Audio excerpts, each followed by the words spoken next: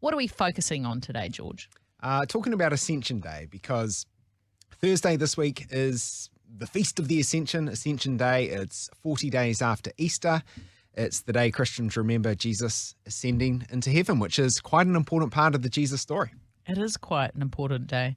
I'm not going to lie. You know, you hear those stories and they can kind of feel like stories. Do you know what I mean? Like, it's helpful to actually talk about it and kind of bring it to life. Well, I actually think this is a part of the story that we don't talk about very much, and probably we should. I mean, I don't know about you, Lizzie, but I've heard a lot of sermons about the crucifixion and the resurrection, not so many about the ascension. This is true. Have you preached one?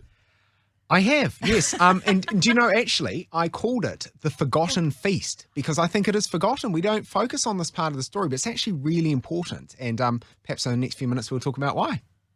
Why do you think we don't focus on it? Do you think we have trouble believing it?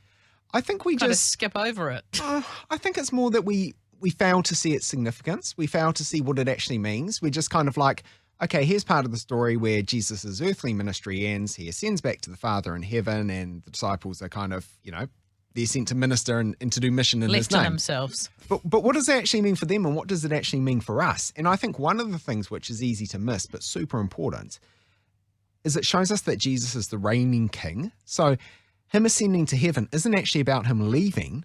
It's about him reigning. Like, it shows us that Jesus is now ruling over every power and authority. The book of Ephesians says that Christ is seated at God's right hand, far above all the other powers.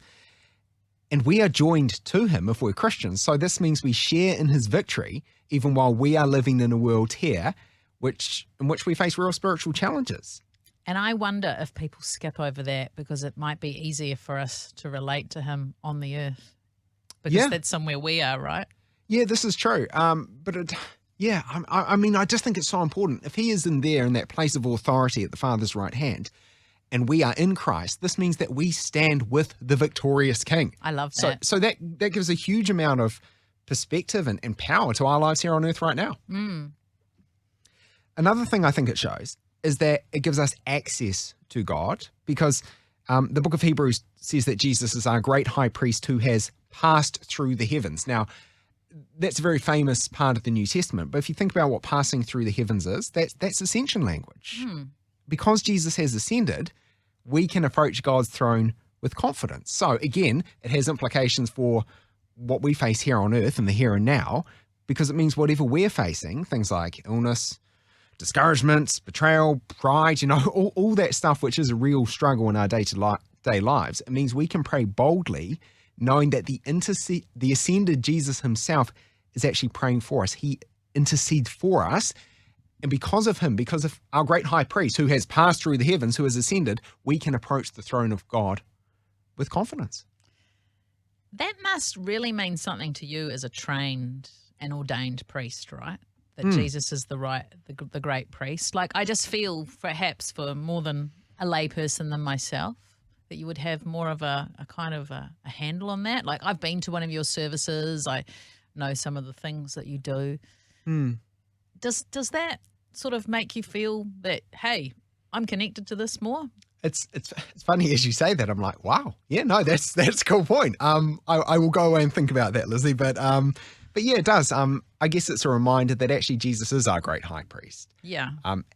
And I just find it very moving that he prays for us, that he intercedes on our behalf. Like, I'm little old me here on earth, and Jesus is praying for me. I know, and you can kind of think, well, didn't you do enough already? Like, you did die and you've gone back to birth your dad now. Surely you could sit back and relax. No, I'm just going to pray for you all the time. What I also like about that, as you were explaining to us, it's like when you go to a really cool production or a gig and you get one of those backstage passes, you know, you got 24/7 access. Access all areas. Yeah, go into the green room, go backstage, do what you want, when you want, how you want. And it's like Jesus has done that for us. We get a backstage pass, right? We can go into the Holy of Holies and we have this.